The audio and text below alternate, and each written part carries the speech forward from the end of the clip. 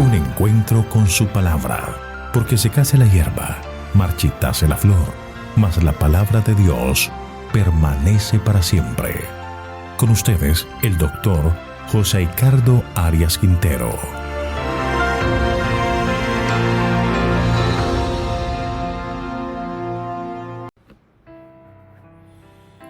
Hoy estudiaremos la segunda parte del capítulo 19 del Evangelio según San Lucas, la entrada triunfal de Jesús en Jerusalén. Para ello vamos a orar. Querido Señor, te agradecemos por la bondad que tienes con nosotros, al darnos este día más de vida y al concedernos tu protección y tu bendición. Al estudiar tu palabra solicitamos la dirección de tu Santo Espíritu para que todo lo que digamos, hagamos y aprendamos pueda ser dirigido por ti. Gracias, Padre, por estar con nosotros, por dirigirnos, por guiarnos, por otorgarnos tus bendiciones, pues lo pedimos todo en Jesús. Amén. Al estudiar el Evangelio según San Lucas, capítulo 19, nos encontramos con que Jesús está en Jericó y viaja de Jericó a Betania. De Betania hace la entrada triunfal a Jerusalén. Recordemos que estudiamos la historia de Zaqueo y la parábola de las 10 minas. Ahora vamos a donde el Señor nos muestra con la historia de Zaqueo que Él no hace acepción de personas, que ha venido a buscar y salvar lo que se le había perdido. Y con la parábola de las 10 minas muestra la manera en que el pueblo de Israel rechazó el reinado de Cristo, pero también le ha dado a los discípulos la facultad de negociar, es decir, de llevar adelante la obra del Evangelio. Él espera ver frutos y la recompensa es mayores responsabilidades para los fieles hijos de Dios.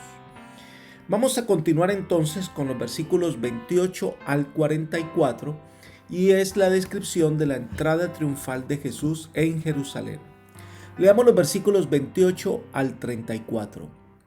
Dicho esto, iba adelante subiendo a Jerusalén. Al acercarse a Betfagé y a Betania, al monte que se llama de los Olivos, envió a 2 de sus discípulos diciendo: Id a la aldea de enfrente, y al entrar en ella hallaréis un asno atado, en el cual ningún hombre ha montado jamás. Desatadlo y traedlo. Y si alguien os pregunta, ¿por qué lo desatáis?, le responderéis así: porque el Señor lo necesita. Fueron los que habían sido enviados y hallaron como el Señor les dijo. Cuando desataban el asno, sus dueños les dijeron: ¿por qué desatáis el asno? Ellos dijeron: porque el Señor lo necesita. Lucas hace una transición rápida entre Jericó y la llegada a Jerusalén. Jesús llega a un lugar que no es fácil de identificar, Betfagé.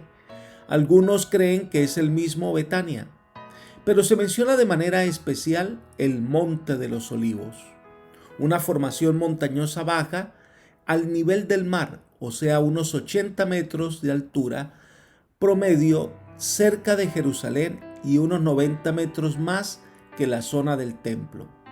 Es la primera vez que se menciona este monte en relación con Jesús en el libro de Lucas.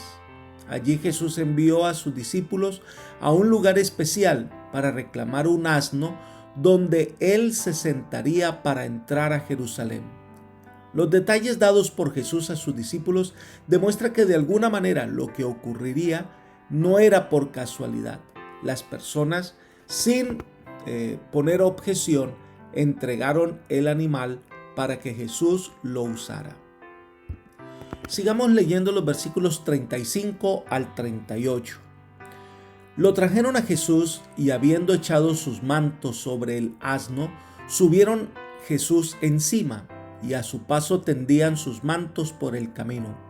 Cuando ya se acercaba a la bajada del monte de los Olivos, toda la multitud de los discípulos, gozándose, comenzó a alabar a Dios a grandes voces por todas las maravillas que había visto.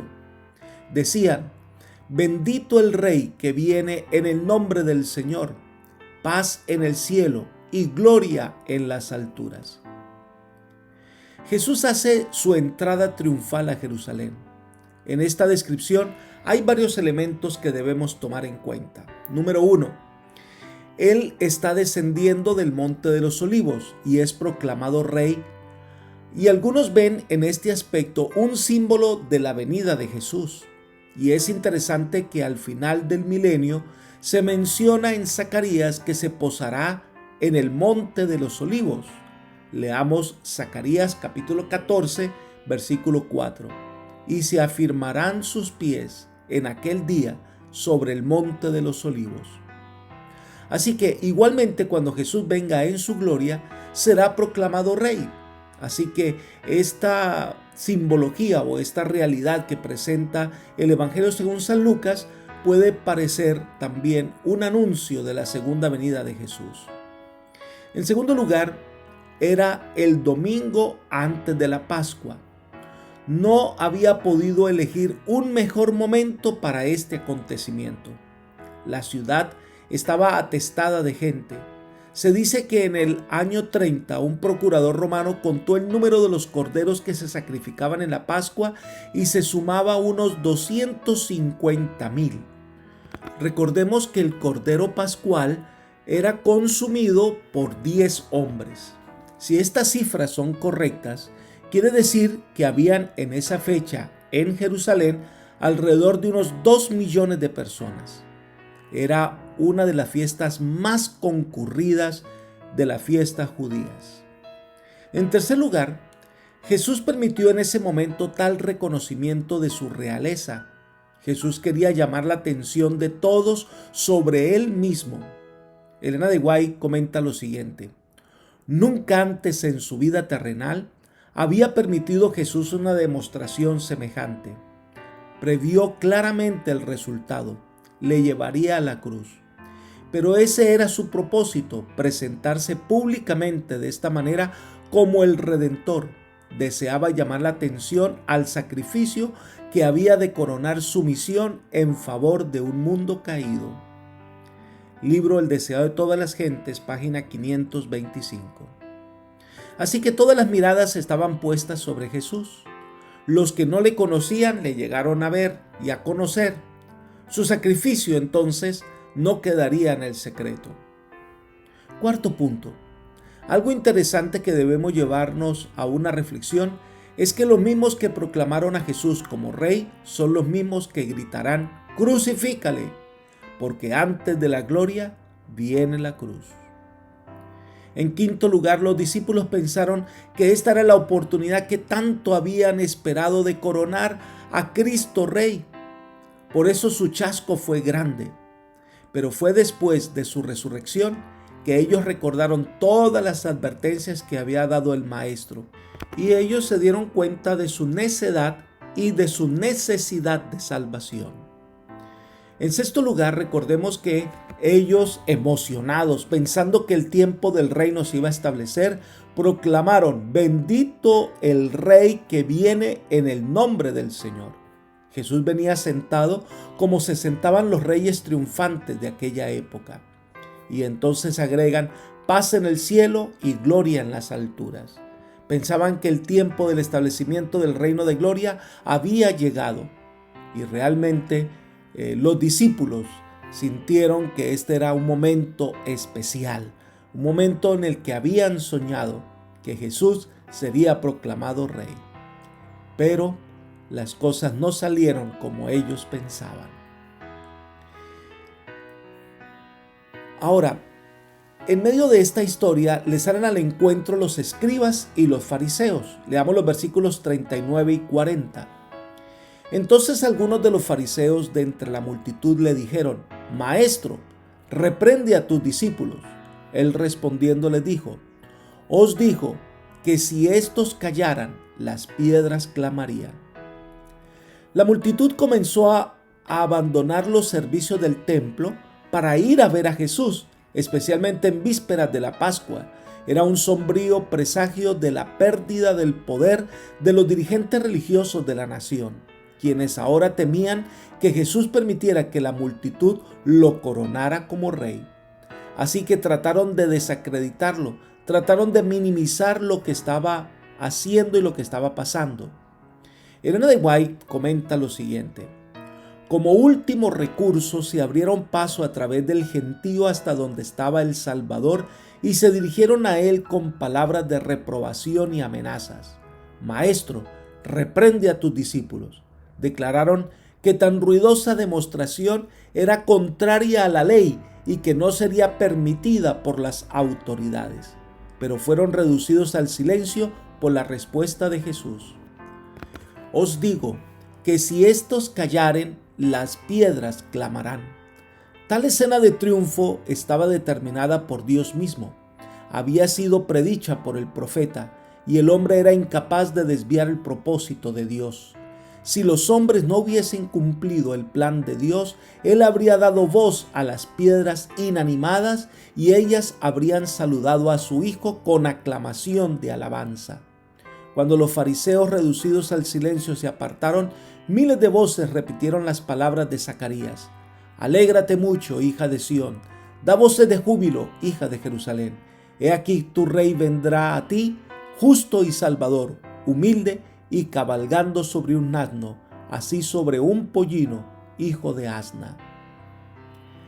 Esto está en El deseo de todas las gentes, página 527. Pero esta escena triunfal termina de una manera totalmente opuesta a lo que muchos esperaban. Leamos los versículos 41 al 44. Cuando llegó cerca de la ciudad, al verla, lloró por ella, diciendo: si también tú conocieras, a lo menos en este día, lo que es para tu paz, pero ahora está encubierto a tus ojos. Vendrán días sobre ti cuando tus enemigos te rodearán con cerca, te sitiarán y por todas partes te estrecharán, te derribarán a tierra y a tus hijos dentro de ti, y no dejarán en ti piedra sobre piedra, por cuanto no conocisteis el tiempo de tu visitación. Cuando llegó a un lugar donde podía verse la ciudad de Jerusalén, se podía ver el templo, la puerta de las ovejas, el monte Calvario, la resplandeciente hermosura del templo con su blanco mármol y doradas cúpulas que brillaban bajo el sol de la tarde, debía haber sido un panorama inspirador para los judíos. Era natural que el corazón de todos los verdaderos hijos e hijas de Israel se llenaran de orgullo y gozo al ver por primera vez la santa ciudad. Pero Jesús lloró públicamente porque veía lo que la multitud no podía ver: el terrible fin de Jerusalén. A manos de los ejércitos romanos, a unos escasos 40 años más tarde, la historia de Israel cambiaría dramáticamente. Elena de White describe este momento en que Jesús está allí llorando sobre Jerusalén. Ella dice: Jesús contempla la escena y la vasta muchedumbre acalla sus gritos, encantada por la repentina visión de belleza. Todas las miradas se dirigen al Salvador, esperando ver en su rostro la admiración que sentían. Pero en vez de esto, observan una nube de tristeza. Se sorprenden y chasquean al ver sus ojos llenos de lágrimas y su cuerpo estremeciéndose de la cabeza a los pies como un árbol ante la tempestad, mientras sus temblorosos labios prorrumpen en gemidos de angustia como nacidos de las profundidades de un corazón quebrantado. ¿Qué cuadro ofrecía esto a los ángeles que observaban? Su amado jefe angustiado hasta las lágrimas. ¿Qué cuadro era para la alegre multitud que con aclamaciones de triunfo y agitando palmas le escoltaba a la gloriosa ciudad donde esperaba con anhelo que iba a reinar? Jesús había llorado junto a la tumba de Lázaro, pero era con tristeza divina por simpatía con el dolor humano.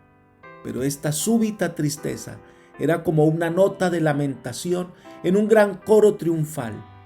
En medio de una escena de regocijo, cuando todos estaban rindiéndole homenaje, el rey de Israel lloraba, no silenciosas lágrimas de alegría, sino lágrimas acompañadas de gemidos de irreprimible agonía. La multitud fue herida de repentina lobreguez. Sus aclamaciones fueron acalladas. Muchos lloraban por simpatía con un pesar que no comprendían. Libro El deseado de todas las gentes, página 528. Jesús, ante este cuadro, les dice: si también tú conocieras, a lo menos en este día, lo que es para tu paz. Es decir, las cosas que los dirigentes y el pueblo necesitaban saber para evitar la calamidad y asegurar la paz y la prosperidad. Entre estas cosas estaban los requerimientos que Dios esperaba que los judíos cumpliesen para que ellos fueran sus representantes ante las naciones. Dios tenía un plan especial para este pueblo, pero el pueblo se negaba a seguir las instrucciones divinas. Por eso Jesús les dice: pero ahora está encubierto a tus ojos, es decir, no se llevará a cabo. No pueden ver el peligro en que están, la desviación de los planes divinos. Por eso Jesús hace la profecía de la destrucción de Jerusalén. Será tal que no quedará piedra sobre piedra. El ejército romano rodearía la ciudad, construiría terraplenes para entrar en ella, y sus habitantes estarían en crisis por la falta de alimento. Y entonces tendrían y verían la destrucción de la ciudad amada. Elena de Guay añade: Cristo vino a salvar a Jerusalén con sus hijos, pero el orgullo, la hipocresía, la malicia y el celo farisaico le habían impedido cumplir su propósito. Jesús conocía la terrible retribución que caería sobre la ciudad condenada. Vio a Jerusalén cercada de ejércitos, a sus sitiados habitantes arrastrados al hambre y la muerte, a las madres alimentándose con los cuerpos muertos de sus propios hijos y a los padres e hijos arrebatándose unos a otros el último bocado. Vio los afectos naturales destruidos por las angustias desgarradoras del hambre. Vio que la testarudez de los judíos, evidenciada por el rechazamiento de la salvación que él les ofrecía, los induciría también a rehusar someterse a los ejércitos invasores.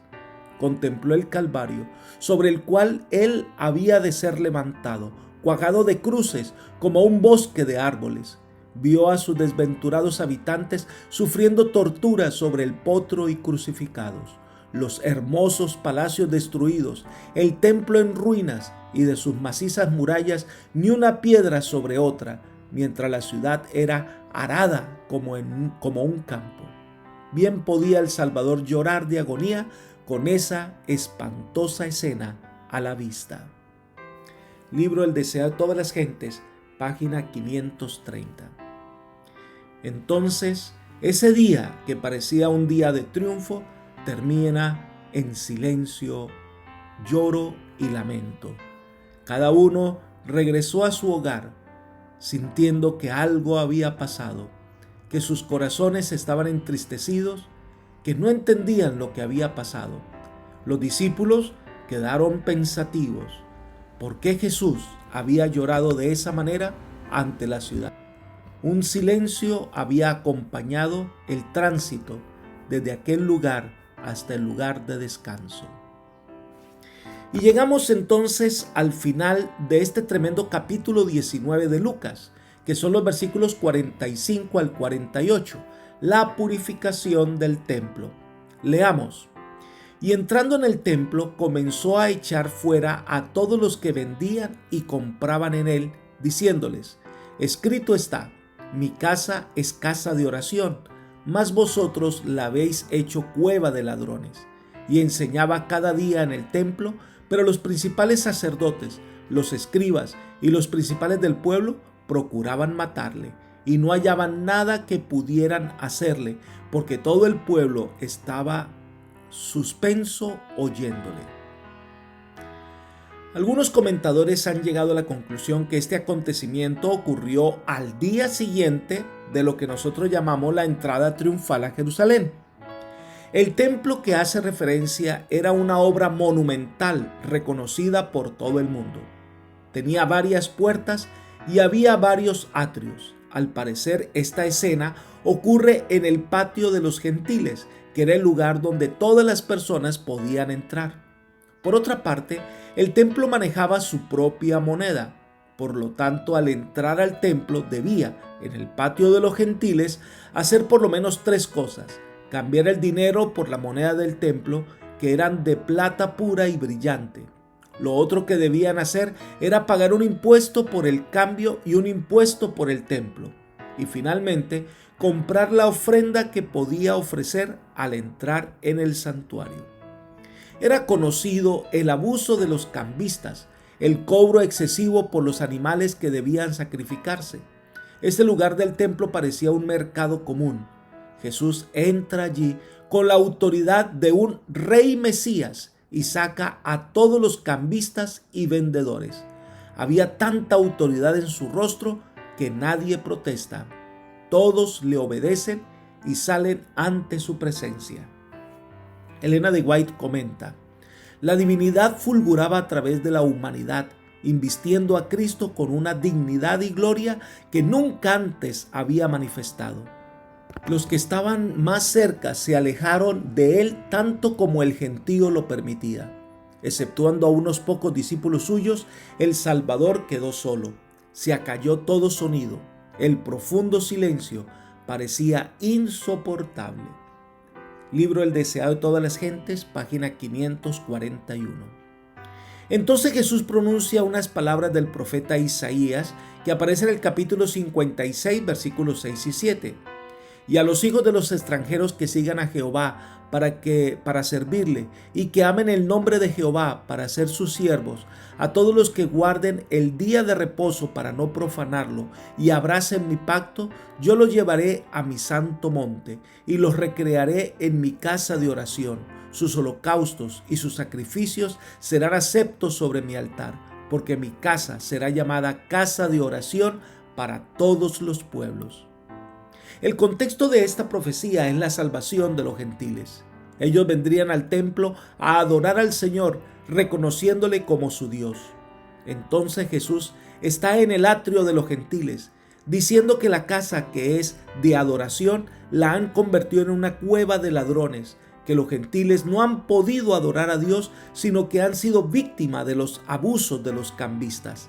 Estaban robando a los adoradores gentiles, quitándole la oportunidad de conocer a Dios tal como Él es. En su espíritu codicioso, los dignatarios del templo no eran mejores que los ladrones. Ellos querían entrampar a Jesús, acallarlo como fuera y aún deseaban su muerte, pero se sentían impedidos de mostrar su odio contra Jesús debido a que la gente le escuchaba atentamente. Le rodeaban muchas personas. No encontraban la manera de vengarse de Jesús. Apreciado amigo y hermano, Dios nos ha confiado los grandes tesoros de la salvación para que negociemos con ellos, para que comuniquemos a otros el mensaje de salvación, para que multipliquemos los dones que nos han sido confiados. No cerremos nuestros oídos al mensaje de salvación. Por el contrario, que podamos trabajar con diligencia en la obra que el Señor nos ha confiado. Que juntos podamos recibir al Señor en nuestro corazón con alegría, con gozo y hacerlo el Rey de nuestra existencia. Que el Señor hoy te conceda el privilegio de la salvación, del perdón y de la paz. Es mi oración por ti. Amén.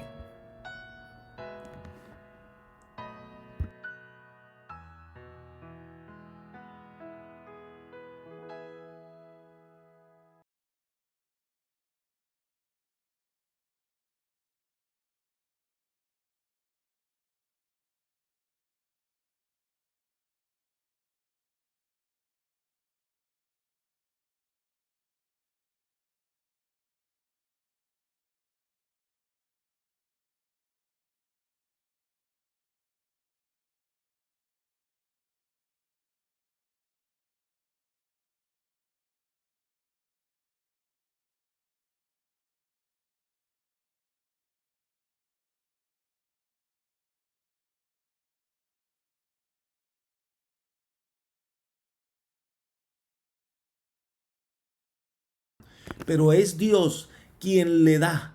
Él envía la luz del sol y la lluvia y bendice los esfuerzos del hombre dando tiempos fructíferos.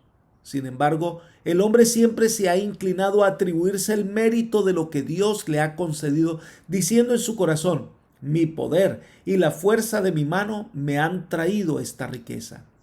Este es un engaño fatal. El hombre de la parábola, después de pensar en su corazón, llegó a una conclusión lógica. Sacando a Dios de la fórmula, dijo: mis frutos, mis graneros, mis bienes, mi alma. Todos sus pensamientos giraban sobre sí mismo. Evidentemente no comprendía que a Jehová presta el que da al pobre.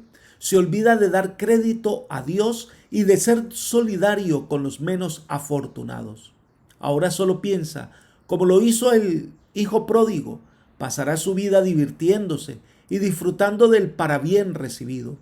Pero entonces interviene el Dios eterno y la evaluación de tal hombre es: necio. Solo lo que hizo en su vida fue acumular riquezas materiales que pasan, pero no acumuló riquezas espirituales. Elena de White hace el siguiente comentario.